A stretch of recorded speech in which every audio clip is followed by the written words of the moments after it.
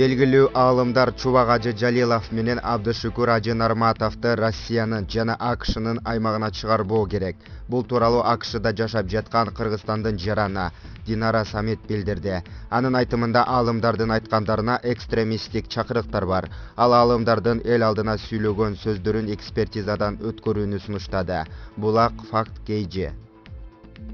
I'm sorry, сейчас я опять немножко выбрала минутку.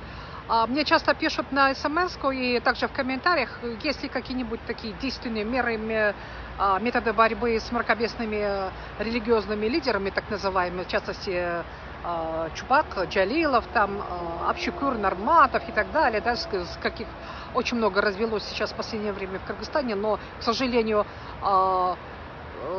руководство страны, государственные учреждения, органы надзора и правоохранительные органы ничего не предпринимают, и как бы им сейчас сходит срок.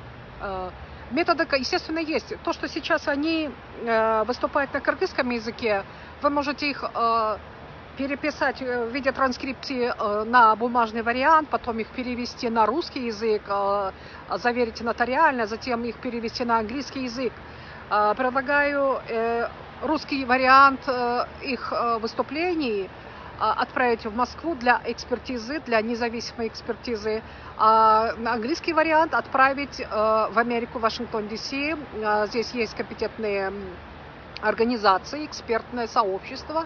Это будет два разных экспертных как бы заключения выйдут, один на английском в Америке, другой на русском в России, так как в Кыргызстане кыргызским экспертам так называемых нельзя доверять, так как у нас на самом-то деле у нас нету компетентных профессиональных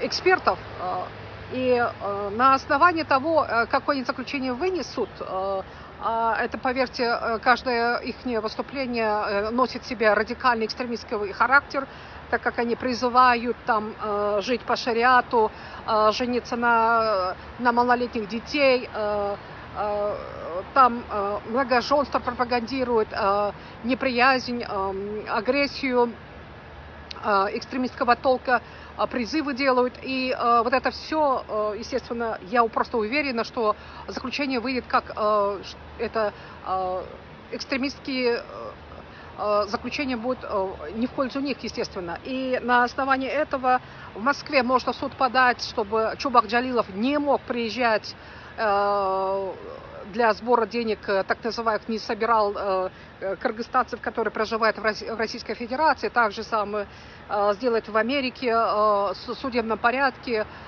запретить его въезд в Соединенные Штаты Америки, так как он приезжает опять же сюда, едет по штатам, собирает свою аудиторию и обмывает им мозги, радикализирует нашу молодежь, которая еле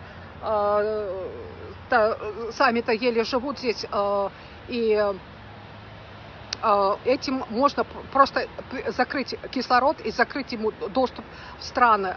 Это просто современный, намного и правомерный, самый действенный способ остановить этого мракобеса, просто дать, чтобы он знал свое место и знал, что нельзя шутить законом, ни с международным законом, ни с законом Кыргызстана. Спасибо.